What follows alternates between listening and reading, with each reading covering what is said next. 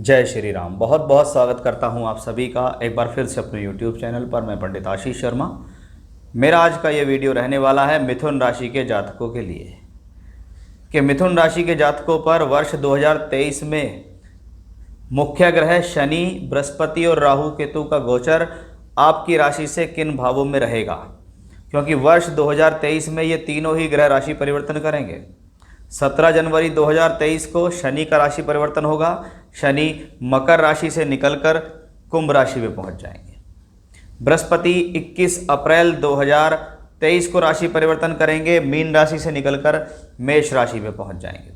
और 30 अक्टूबर 2023 को राहु केतु का राशि परिवर्तन होगा, वो मेष और तुला से निकलकर मीन और कन्या राशि में प्रवेश करेंगे। अब सिर्फ वर्ष 2023 के अंदर आपकी राशि यानी चंद्र राशि पर यह वीडियो आधारित है। आपकी राशि से ये तीनों प्लैनेट, तीनों मुख्य ग्रह मैं इनको कहूँगा, क्योंकि शनि को कहा जाता है काल, बृहस्पति देते हैं ब्लेसिंग्स। इनका आपके जीवन में क्या प्रभाव पड़ेगा, क्योंकि एक समय बृहस्पति सिंगल भी होंगे और एक समय बृहस्पति राहु के साथ भी होंगे लाभ भाव में। यानी 21 अप्रैल तक बृहस्पति स्वराशि के और उसके बाद गुरु राहु का योग बनेगा राशि से एकादश के अंदर। तो इसका क्या फल आपके जीवन में होगा, क्योंकि इस वर्ष 2023 के अंदर सबसे बड़ी खुशखबरी जो रहने वाली है मिथुन राशि के जातकों के लिए वो होगी शनि की ढैया से मुक्ति। कि 17 जनवरी 2023 में शनि का राशि परिवर्तन होगा। शनि आपकी राशि में अब तक अष्टम भाव में राशि से 8वें घर में चल रहे थे, जिसको हम कहते हैं शनि की ढैया। के 2.5 वर्ष तक शनि यानी चंद्रमा राशि से 8वें घर में अगर अशुभ ग्रह का गोचर लंबे समय तक टिकता है तो वो व्यक्ति को शारीरिक, मानसिक और आर्थिक रूप से तंग करता है। शनि क्योंकि एक लंबे ग्रह हैं, 2.5 वर्ष तक एक राशि में रहते हैं, इसलिए इनका प्रभाव अन्य ग्रहों के मुकाबले ज़्यादा होता है। इसलिए इसको शास्त्र में लघु कल्याणी या शनि की ढैया कहा गया है। साढ़े साती को दीर्घ कल्याणी या साढ़े साती हम लोग कहते हैं।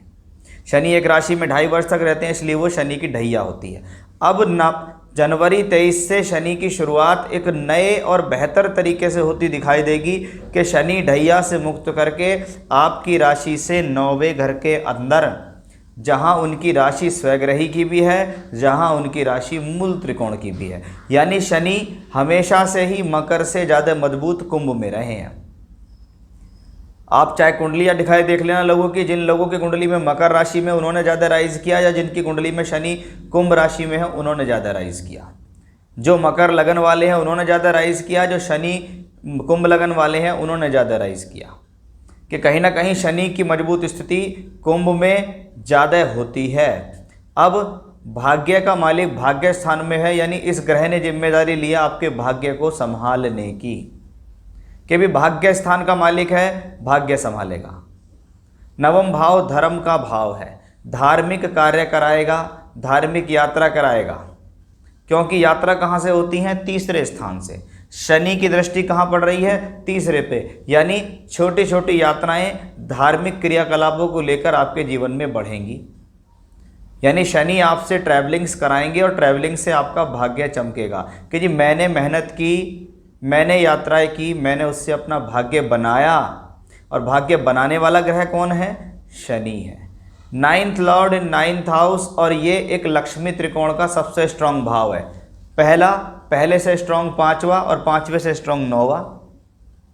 ये लक्ष्मी त्रिकोण का भाव है, जहां आपकी राशि चंद्रमा से नवम में लक्ष्मी त्रिकोण का मालिक लक्ष्मी त्रिकोण भाव में स्वराशि और मूल त्रिकोण होके चले तो ऐसा ग्रह ज़्यादा कैपेबल होता है धन देने के लिए। 9वां भाव पंचम से पंचम है, ये स्थिति संतान पैदा करने में अच्छी है, संतान देने में अच्छी है। संतान की शुरुआत या संतान का जीवन में सहयोग या राइज करना भी शनि की बदौलत ही है। पंचम से पंचम एजुकेशन, हायर एजुकेशन में सफलता, हायर एजुकेशन में एडमिशन ले लिया और उसी 2.5 वर्ष में वो एजुकेशन कंप्लीट भी कर ली, ये भी शनि की बदौलत है। क्योंकि 9वां भाव हायर एजुकेशन कहलाता है कि हम मास्टर्स डिग्री कर रहे हैं, हम नेट क्वालिफाई करना चाहते हैं, हमें एमफिल करना है, हमें पीएचडी करना है, हमें शोध करना है। क्योंकि शनि अष्टम के मालिक भी हैं, इसलिए अष्टम में रिसर्च और शोध आती है। तो उस लिहाज से नवम भाव बहुत बढ़िया हुआ। और नवमेश नवम में है, यानी ढैया के तुरंत बाद आपको ऐसा देने वाला है ये ग्रह जो आपकी पिछले समय की सारी भरपाई करेगा, कि शनि 9th हाउस में बैठ के 11th हाउस पे दृष्टि देगा। ये 11वां घर इनकम का भाव है। इस दौरान क्या ध्यान रखना है कि अपने से बड़े भाई बहन से संबंध खराब ना हो जाए, उसका ध्यान रखो। अदरवाइज भाग्य चमकाने और पैसे लाने की जिम्मेदारी शनि देव की है। वहीं शनि की दृष्टि जब छठे भाव पर आती है, शनि की 10वीं दृष्टि, छठा भाव रोग ऋण रिपु का। अगर आप ऐसा कोई कार्य करते हैं जो बीमारी का है, हॉस्पिटल का है, क्लेम का है, इंश्योरेंस का है, मेडिसिन का है, टैक्स का है, वकालत का है, लोन डिपार्टमेंट का काम है, तो ऐसे काम करने वालों के लिए ये शनि ज़्यादा बेहतर है। या कह सकते हो ऐसे समय में इस प्रकार के कामों को कर कर भी आप लाभ ले सकते हो। सप्लाई करना शुरू कर दिया, मान लिया आपने, आप मेडिसिन का काम करना शुरू कर दिया, लोन्स डिपार्टमेंट में चले गए, फाइनेंस का काम कराना शुरू कर दिया, LIC, इंश्योरेंस, वकालत, टैक्स, लीगल इश्यूज से संबंधित कार्य करने शुरू कर दिए। ऐसी स्थिति में जिन लोगों के ऊपर कोर्ट केस चल रहे होते हैं, शनि उस कोर्ट केस को सॉल्व कराता है, शनि उस कोर्ट केस को हल निकाल के आपको देता है। तो शनि की पोजीशन बहुत अच्छी है। और वर्ष 2023 में शनि वक्री भी होंगे।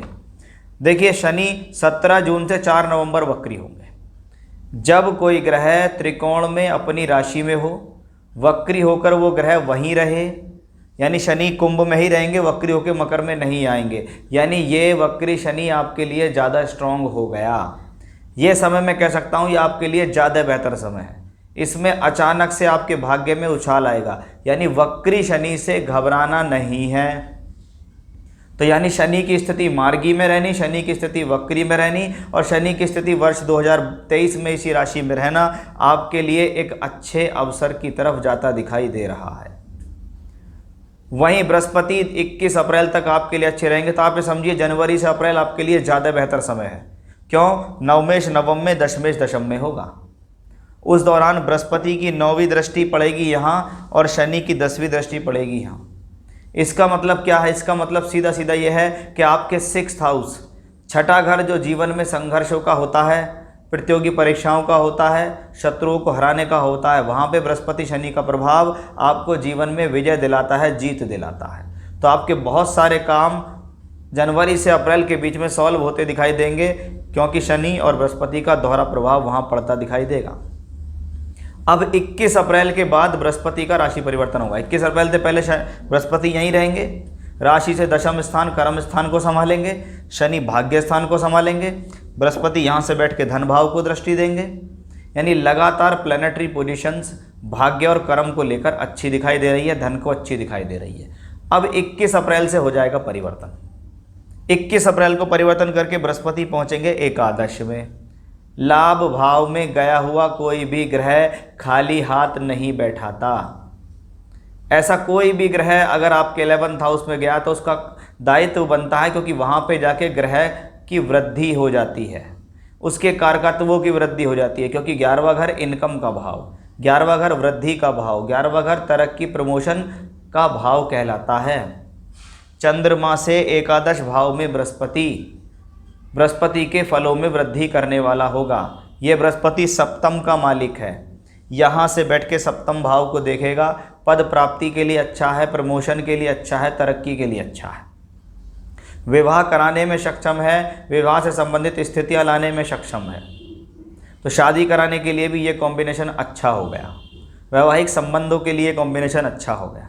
वहीं दशम का मालिक यहाँ बैठा है, कार्य क्षेत्र में बढ़ोतरी, कार्य क्षेत्र में लाभ, कि मैंने कर्म किया उसका मुझे लाभ मिला, ये इस बृहस्पति की बदौलत है। ये बृहस्पति यहाँ अपने मित्र मंगल की राशि में है। ये बृहस्पति यहाँ चंद्रमा से एकादश है, यानी बृहस्पति की स्थिति खराब नहीं हुई। अब बृहस्पति 21 अप्रैल से 30 अक्टूबर तक राहु के साथ रहेंगे। यहाँ बृहस्पति चलेंगे सीधे, राहु चलेंगे उल्टे, यानी दोनों ग्रह एक दूसरे के क्लोज आते से दिखाई देंगे। ये बनेगा गुरु राहु का योग। जब गुरु राहु का योग मंगल की अग्नि तत्व राशि में बने तो राहु यहाँ चाहेगा कि बृहस्पति मेरी तरह काम करें, राहु यहाँ चाहेगा कि आप विवेक को ख़त्म कर दो, समझदारी को ख़त्म कर दो। ये राहु बहुत बार आपको ऐसी कोशिश कराएगा कि आप जल्दबाजी में निर्णय लेके अपना नुकसान करें। अब ये राहु यहाँ इसी प्रकार की स्थिति के लिए तैयार है कि आपको कैसे नुकसान पहुँचाए, आपको कैसे हानि पहुँचाए, आपसे कैसे जल्दबाजी में आकर गलत निर्णय लिए जाने के पहले मैं आपके विवेक को शून्य करूँगा, पहले मैं आपकी समझदारी को ख़त्म करूँगा, पहले मैं आपकी बुद्धिमानी को भ्रष्ट करूँगा, तब मैं इस पे काम करूँगा। क्योंकि राहु मंगल की उत्तेजित अग्नि राशि में है, ये अग्नि तत्व की राशि होती है।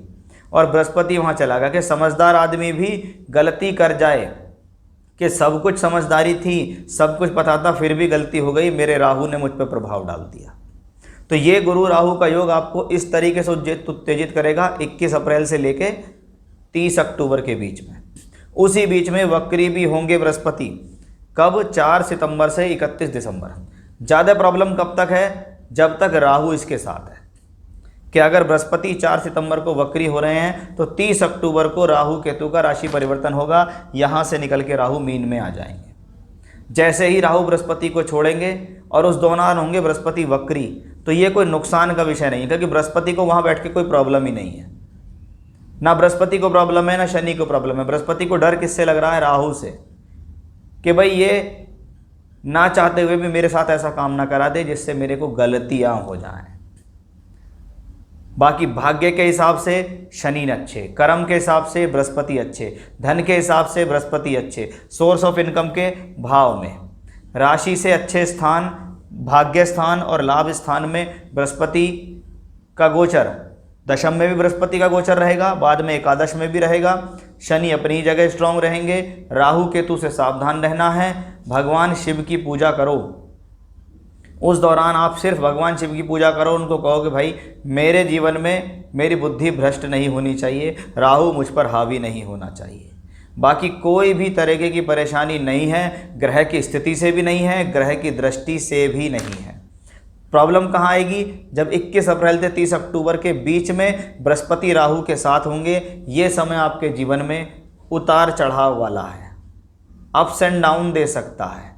अप देगा क्योंकि ग्रह की स्थिति 11th हाउस में, डाउन देगा जब आपकी बुद्धि को बुद्धि में बदलेगी, आपकी समझदारी भ्रष्ट हो जाएगी, आपकी समझदारी अपने ही गलती से खराब हो जाएगी, तब नुकसान देगा, न तो नुकसान नहीं देगा।